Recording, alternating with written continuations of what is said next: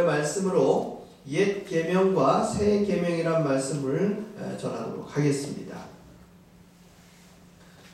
사도 요한은 예수님에 대한 정체성을 자신의 복음서에서 그리고 오늘의 말씀에서도 항상 두 가지의 정체성을 강조합니다. 그것은 첫 번째는 말씀이라는 거예요.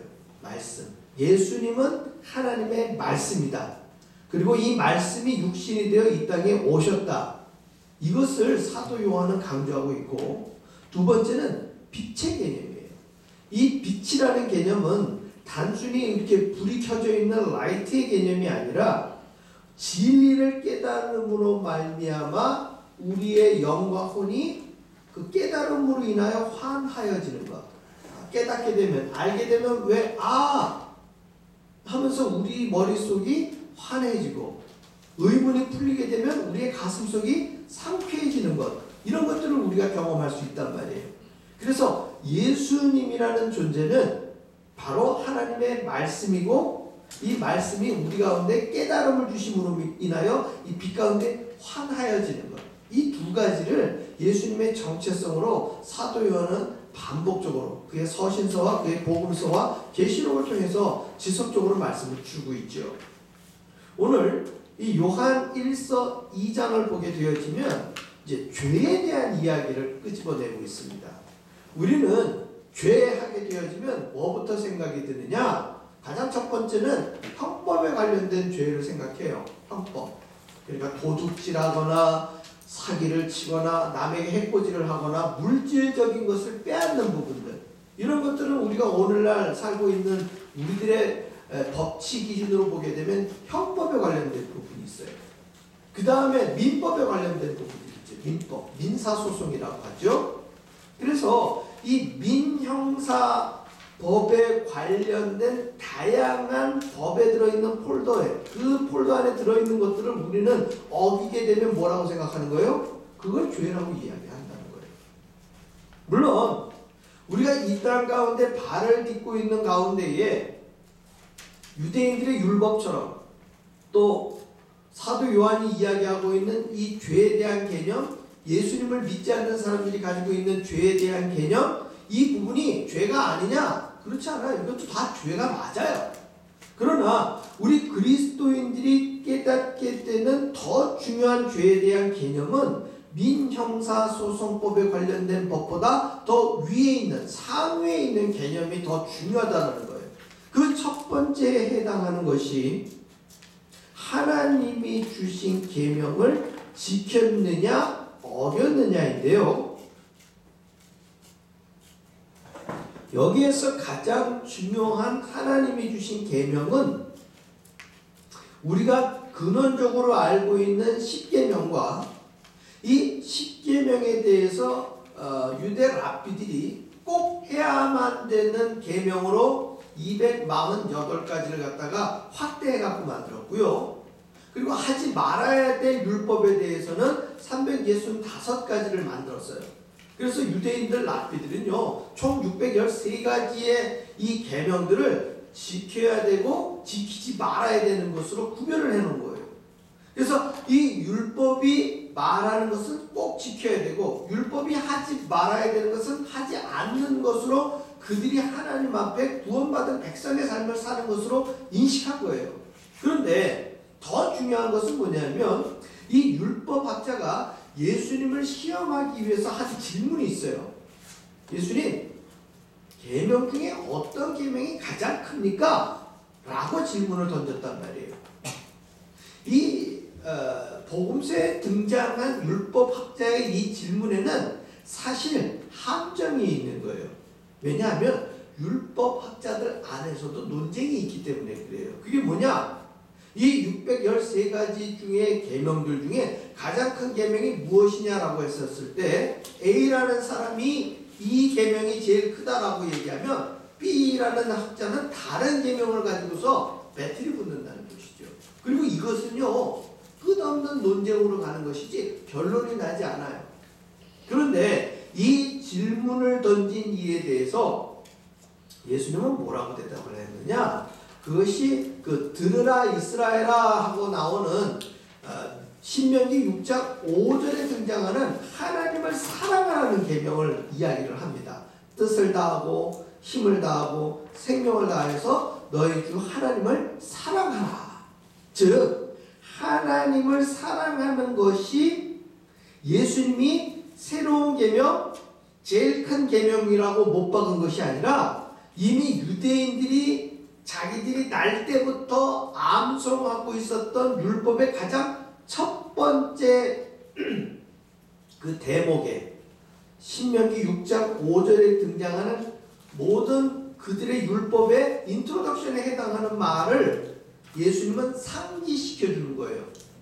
그 복음서의 대답에 보면 이것이 가장 큰 계명이요 라고 이렇게 결론 짓는 것이 아니라 그 계명을 상기시켜 주면서 너희 하나님을 사랑하고 내 이웃을 내 몸과 같이 사랑하라 하였으니 하면서 말씀을 이어간다는 것이죠. 그리고 율법학자는 거기에 대해서 더 이상 이야기하지 않습니다. 결국 하나님이 예수님을 통해서 주신 가장 큰 계명, 그리고 모든 계명의 가장 큰 테두리를 갖고 있는 건 무엇이냐? 바로 사랑이라는 거예요.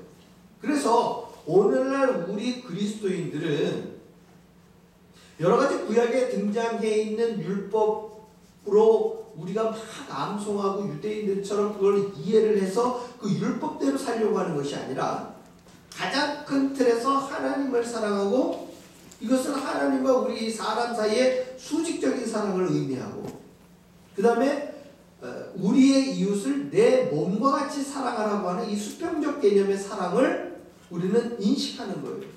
그래서 그것을 십자가에서 보여주신 예수님의 사랑이다 라고 우리는 이것을 잊는다는 거예요. 그래서 예수님의 사랑이 십자가에서 어떻게 나타났느냐? 그것이 바로 섬김과 희생의 도로 우리에게 보여주신 거예요. 생명이 있는 동안에는 내 이웃을 어떻게 하는 거예요? 내 몸과 같이 섬기는 것이고 그 궁극적인 사랑의 표현은 다른 일을 위하여 나의 생명을 내어주기까지 그 사랑을 보여주신 것이 바로 예수님이 말씀을 전해주시고 직접 본을 보여주신 사랑의 모습이었어요. 사도 요한은 오늘 이 부분에 대한 이야기를 1절부터 6절까지 쭉 설명하고 있는 거예요. 그래서 우리가 예수님을 믿고 하나님을 안다고 하면서 계명을 지키면 지금 유대인들이 알고 있는 613가지의 그 계명을 지키는 그 낮은 수준의 계명을 이야기하는 것이 아니라 예수님께서 보여주신 더 한층 높은 계명을 지킴이요 한 발 더 나아가 율법의 본질인 사랑, 즉 하나님이 계명을 주신 것은 하나님과 사람 사이에 뭘 하기 위해서? 사랑하기 위해서, 교감하기 위해서 계명을 주셨다는 것을 지금 사도 요한은 정리하고 있는 거예요. 그래서 이것을 반대로 이야기하게 되면 우리가 계명을 지키지 않는다라는 건 뭐예요? 사랑하지 않는다는 거예요. 그리고 그 사랑하지 않는다라는 것은 한 발 더 나아가 하나님이 주신 계명을 우리가 불순종한다라는 개념이에요. 그래서 우리가 불순종의 개념, 사랑하지 않는다라는 이 말은 오늘 사도 요한이 이야기한 것처럼 4절에 그를 아노라 하고 그의 계명을 지키지 아니하는 자는 거짓말하는 자요 진리가 그 속에 있지 아니하되 5절에 누구든지 그의 말씀을 지키는 자는 하나님의 사랑이 참으로 그 속에서 온전하게 되었나니 이로써 우리가 그의 안에 있는 줄을 아노라. 할렐루야. 그래서 이 사랑이라는 개념은 굉장히 중요한 의미로 우리 그리스도인들에게 행함의 도요, 지식의 도요, 말씀의 도로 자리 잡고 있다는 거예요.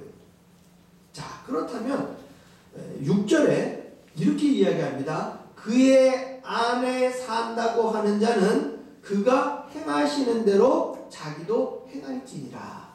무슨 얘기예요? 사랑은 머릿속에 있는 소프트웨어의 개념이 아니라 실제 우리의 삶에서 하드웨어로 나타날 때 어떻게 되느냐? 완성이 된다는 거예요.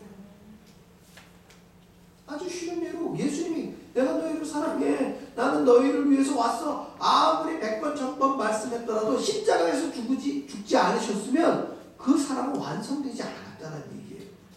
결국 바꾸어 얘기하면 하나님은 우리 사람들의 사랑을 완성시키기 위해서 이 땅에 오신 참 하나님 예수 그리스도예요. 말라기라는 구약의 마지막 책을 보게 되어지면 반복적으로 하나님은 이 유대인들을 향해, 히브리인들을 향해 내가 너희를 사랑했다, 내가 너를 사랑했다 라는 말을 반복적으로 하셔요. 그런데 그 하나님이 말라기 선지자를 통해서 주시는 말씀 가운데에 유대인들이 이렇게 이야기합니다. 언제 우리를 사랑했는데요? 어떻게 우리를 사랑했는데요? 하나님은 우리를 사랑하시기나 하셨는지요? 사랑한다면 왜 그렇게 우리를 기근으로, 전염병으로, 외국 군대를 통해서 심지어 우리나라를 멸망시켰나요? 하면서 대드는 장면으로 반복되어 나타납니다. 결국 하나님은 예수님을 통해서 하나님이 유대인들 뿐만 아니라 당신이 만드신 모든 피조물들을 어떻게 사랑하셨는지를 보여주신 것이 여러분들이 잘 알고 계시는 요한복음 3장 16절이에요. 하나님이 세상을 이처럼 사랑하사 독생자 우리에게 주셨으니 이는 저를 믿는 자마다 멸망치 않고 영생을 얻게 하려 하심이니라. 할렐루야. 하나님의 사랑은 이처럼 그 질문을 하고 대드는 사람들에게 이처럼 사랑하사 하시면서 몸소 보여주신 사랑이에요. 그래서 우리 역시도 그 사랑을 나타낼 때 비로소 내가 하나님의 자녀요, 예수님의 제자요, 성령님이 내주하고 계시는 그리스도임을 나타낸다는 것이죠. 우리는 지금 21세기에 살면서 지금 이 계명들을 어떻게 지켜야 되는지 굉장히 주목하고 있어요. 예수님도 말씀하셨다시피 이 옛 계명이 이미 말씀되어진 계명이라 하셨고요. 새 계명이라 할지라도 그것이 이전 것과 완전히 다른 것이 아니라 사실은 리마인드의 개념이에요. 옛 계명을 다시 한번 확인시켜주고 이해시켜주는 장면이에요.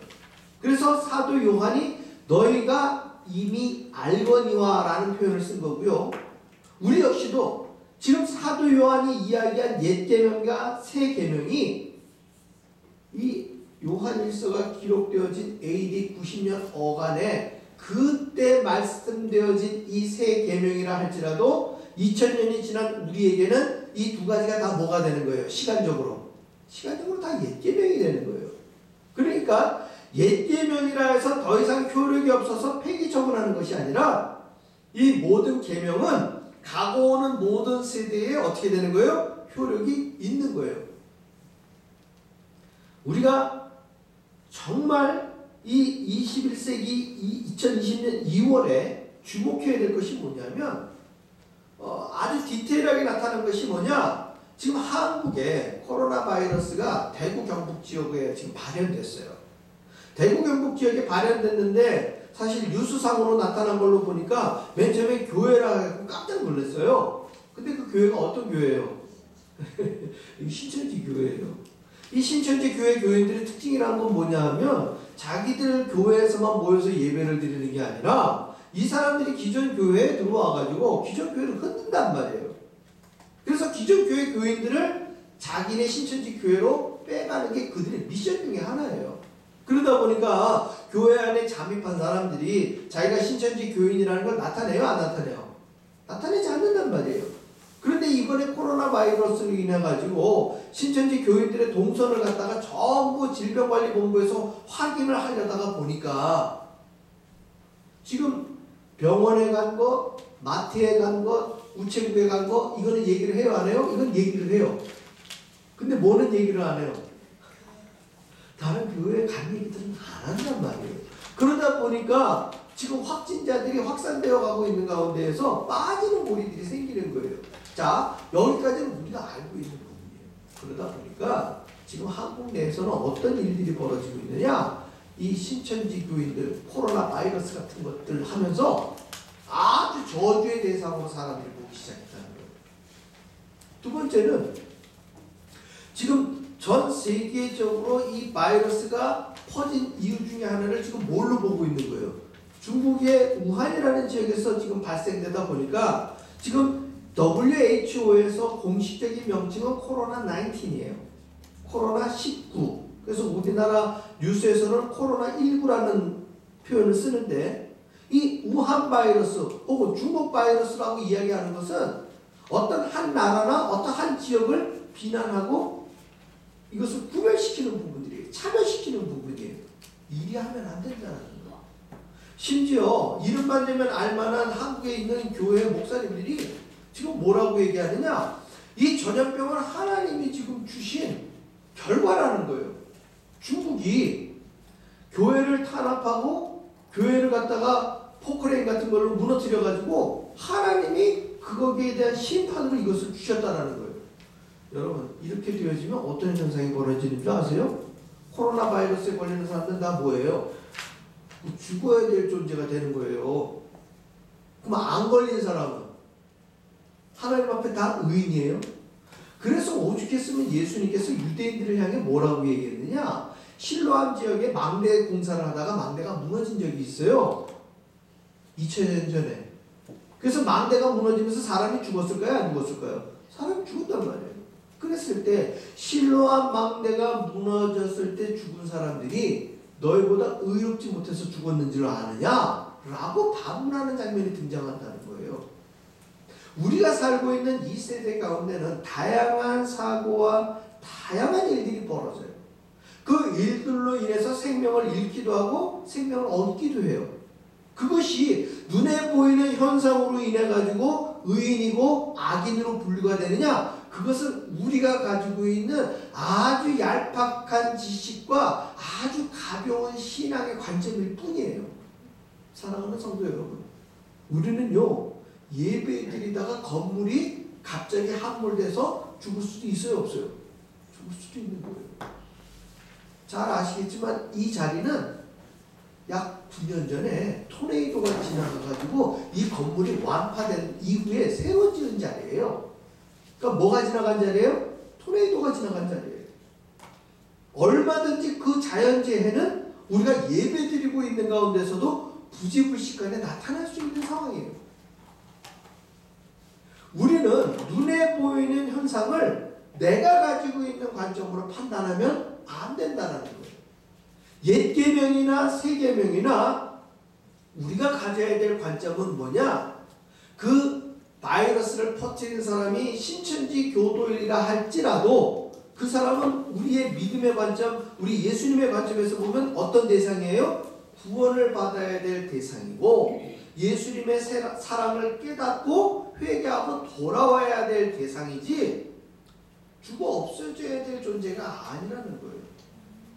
중국 역시도 우리가 끌어안고 이 모든 코로나 바이러스가 빨리 소멸되기를 우리가 끌어안고 기도해야 될 대상이지, 교회를 탄압했다고 해갖고 다 멸절시킬 대상이라고 본다면 로마 제국 이전에 오늘날 21세기에 탄압하고 있는 모든 이슬람인이 각종 지금 테러로 기독교 단체를 공격하고 있는 대상들은 다 어떻게 돼야 되는 거예요?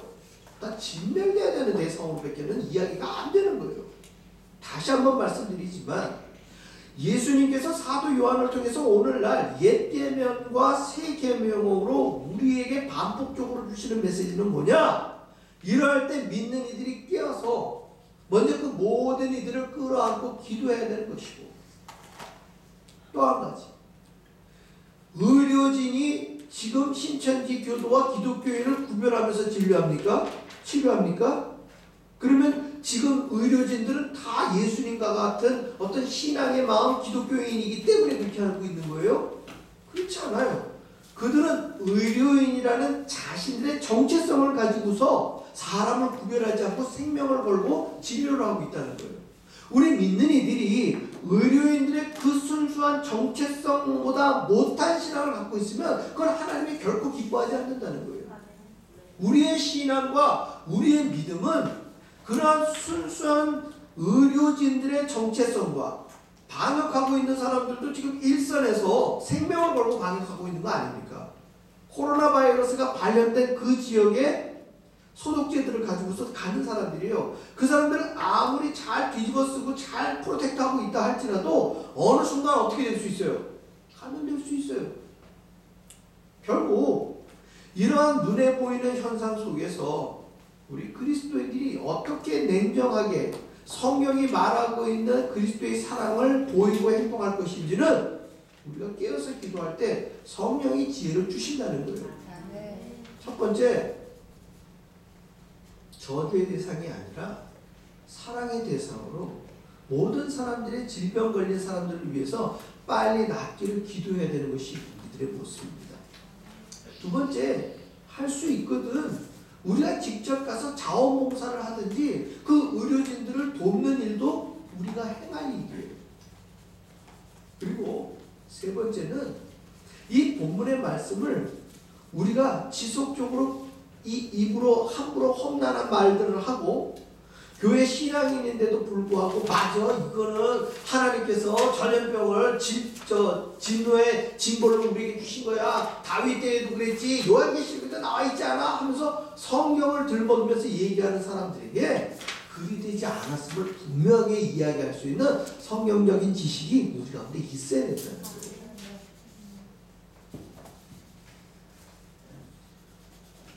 오늘 성경의 이러한 모든 이야기들은 다시 한번 말씀드리지만 새롭게 등장한 말씀이 아니에요.